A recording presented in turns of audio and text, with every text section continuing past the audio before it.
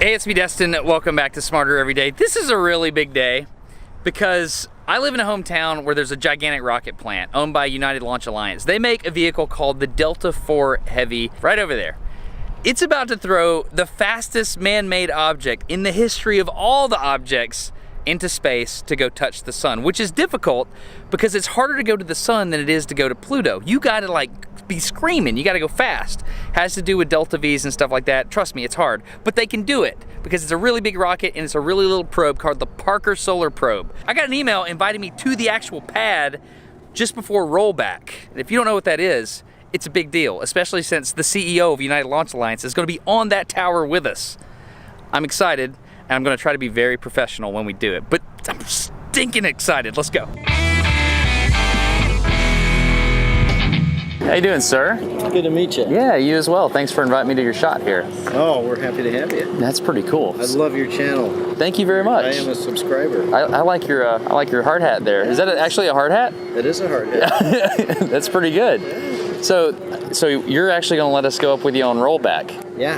That's a big deal. That's a treat. It is. We're going to ride a 10 million pound building, 30 stories high, while it heads to the other end of that pad. Really? What's the speed of that thing? It's got to be pretty slow. Well, it's a blistering like third of a mile per hour. You studied at Cal Poly, right? I did, yeah. So aerospace engineering? Mechanical. Yeah. That's my undergrad too. All yeah. right. There we go. Awesome. 3 segments. The way I understand, the 2 on the side, they're 100% the whole time. Yes. But the one in the center core, you throttle that back. Right. And that's just to conserve fuel so that you can have a better performance, right? We're going to empty the ones on the outside first, then we're going to shed those, and then with that weight gone, we go to full throttle on the center core, and in a very short amount of burn, we'll almost double the velocity. Okay, so you get through max Q with all three cores. Is that the correct terminology? The cores? Yeah, we call them cores or common cores. Okay. So you can think of it as kind of like Kerbal Space here. Right. So we're just bolting 3 rockets together. Once you ramp it back up, you have a better propellant mass fraction with what's left of... Exactly. Right. Okay. That makes perfect sense. So on all of our rockets, we use cryo on the upper. Delta has cryo on the lower, and of course Atlas uses kerosene. It's my understanding you have a kicker stage at the end there that's solid, right? Yeah, now that's abnormal. That's very unusual, and that's because Parker Solar Probe has to have so much energy and make so much velocity to get to the sun. Because of course, as you know, you and I, we're in orbit right now around the sun, 67,000 miles an hour. You got to take that energy out to get any closer. It's actually really hard to go in, much easier to go out. Roll the rocket out here, so all 3 cores came out in a giant truck, flipped it up vertical into that building. Then we finish it, and then when we're ready, the building rolls away. Man, yeah. I'm able to comprehend less and less about what you're saying as we walk closer. Yeah, for you this is all hat, but I mean, imagine studying this stuff in school and like actually seeing it for the first time. It's pretty rad. I'll let you in a secret. What's that? I'm coming up on the 400th plunge. Feels the same every time. Does it really? Ignition starts, you start thrust. Then we release, and then now the rocket is under thrust vector control to keep it oriented in the right way. Right, and I've got to imagine that TVC is way easier with a heavy because you have a larger moment arm from the center. That's right. Okay. Yep, that's right. Okay. Yeah, very good. Awesome. We've got everybody in position for the tower roll. So when you guys go up there, very important that you don't distract or talk or disrupt the guys. They're going to be on a headset. So they're going to be focused on the job. So just do that. And the last thing, you guys are going to be up on level 6 for your briefing. Be careful up there and stay safe. Yes, sir. All right. Thank you very much. All right. Appreciate Thank you. Thanks. These clamps open up pneumatically, and then the whole thing pushes back. You got it. And we're going to be up there when it happens. Yes, we are. We're going to ride it. That's awesome. Let's do it.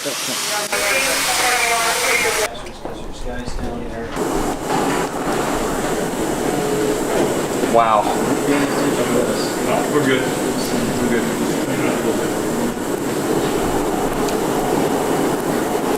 We're going to walk down here so we don't distract these guys. Because they're in the middle of an operation.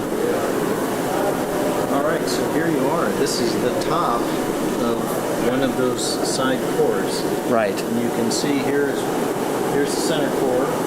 So the second stage is going to be basically inside there, and then up she goes. Wow. So you're saying you have to point with cryo. Yep. And you point the solid. And we're going to point the solid, so when the cryo burns out, we're going to light the solid. Because you don't have thrust vector control on a solid. This one does. Oh, how does that work? So it has a vectorable nozzle, so it has its own actuators that can point the nozzle. When that's burned out, whatever, about 44, 45 minutes from liftoff, that's it. We separate the spacecraft, and it will arrive in its first perihelion out in November, and then it'll be 7 years of doing that loop. So 24 passes on the sun, and about every third pass, it's going to get close enough to Venus to affect its trajectory and pull it in closer and closer and closer. You really live and breathe this stuff, don't you? That's what we do. No, like you do. Oh yeah, sure. I love rockets. I've been doing rockets my whole life. Really? That's awesome. What was your first rocket launch? First professional launch or my first launch? First launch. Okay, That counts the same to me. All right, I was 9 years old, and I'm old enough to have seen the moon landing, so I was pretty stoked by that. And so I'm out in the back of my grandmother's barn, and I find a case of 80-year-old moldy dynamite. And I figured there's only one thing to do with that, so I'm going to build rockets out of it. Wow. So I took the sticks, I cut them open with my penknife, I made my own rockets. And I'm proud to tell you that even at 9 years old, some of my rockets made it partly into the sky before they detonated. That's fantastic. And I got all 10 fingers. Now that's the true measure right there. So I spoke with some of the scientists involved, and they told me about Andy here. Do you know the best story there? So Andy's pretty special to this mission because it's so hard to get to the sun and to do a mission like this. The original designs for this type of probe are just impractical. And this gentleman, Andy, he came up with the innovative approach, the trajectory that we're going to use that really made this mission possible. Without him, we would not be standing here today talking about this. So we just started rollback, right? Yes. So I can see that we're physically moving away from that. It's very slow. How many tons are moving right now? This building weighs 10 million pounds. Okay, wow. So we're going to move at about 300 feet. Really? Okay, and so is it going to go at this velocity the whole time? It's actually going to speed up a little bit in a few minutes. Really? But it's not exactly blistering speed as you can imagine. It's a gentle trip. It'll take us about 45 minutes to make that 300-foot journey. What kinds of things are you looking at right now? Like, you kind of just understand this rocket at this point, right? Yes, yeah. Okay, so of course we have the big center core, and the reason you see the orbital ATK emblem on there is because Northrop Grumman was orbital ATK, fabricated that extra third kick stage that we don't normally use, that Parker Solar Probe needs for that extra oomph of velocity. You're seeing these big horizontal struts here. Those are carrying the loads from these side cores mechanically and transmitting that into the center core. Is there a dampener there as well? Or what was? No, this is really a rigid structural frame that we're looking at. And that's actually the cleanest way we can do that dynamically and be able to steer and control the rocket. And each of these cores at full power, they're throttleable, but at full power they have the same engine, same propellants, and they can put out the same level of thrust. Together about 2.2 million pounds, or something a little over 700,000 pounds each. I'm having an optical illusion right now. I feel like the rocket's moving away from us. I really do.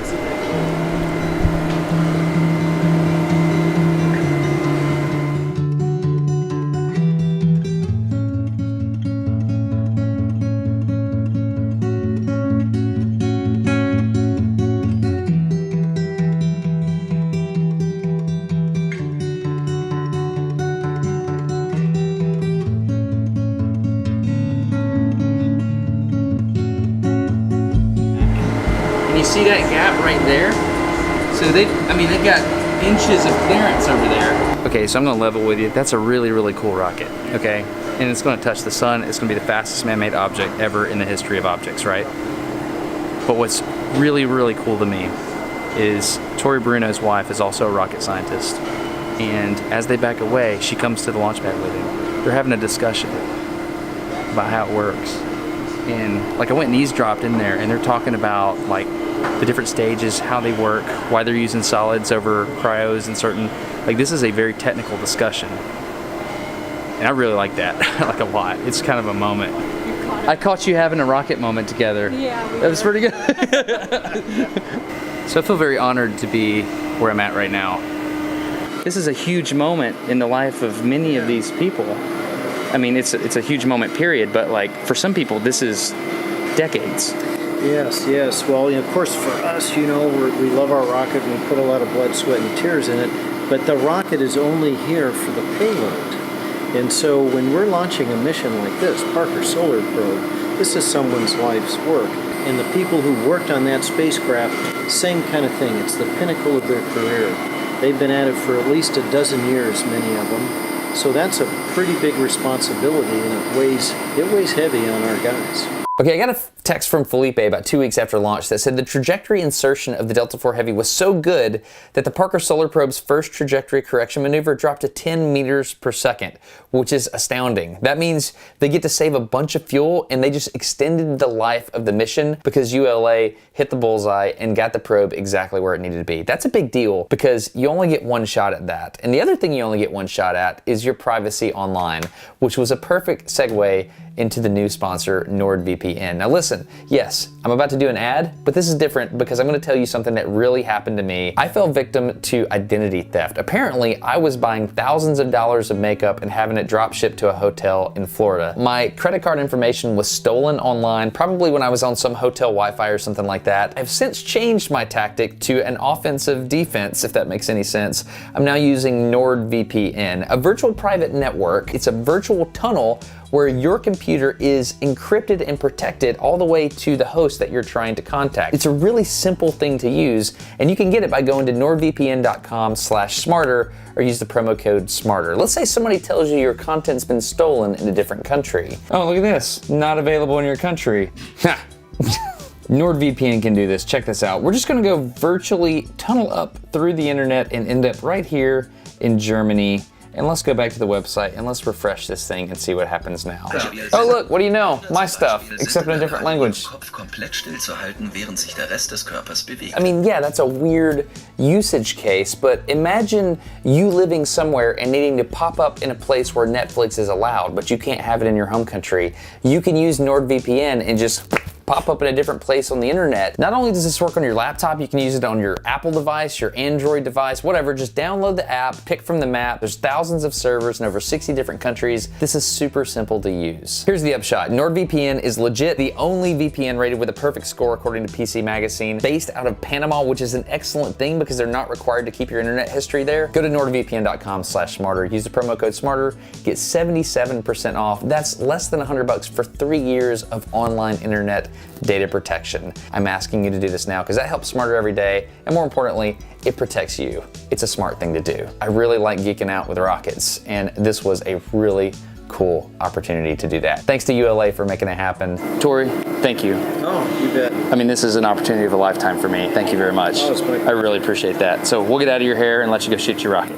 If you want to see more of the interviews, I'll leave that over on the second channel, and feel free to subscribe because we got some really cool stuff coming up from this place right here. I'm Destin. You're getting smarter every day. Have a good one. Bye. You have a cool job, man. Yes, I do. You really do. I mean, that is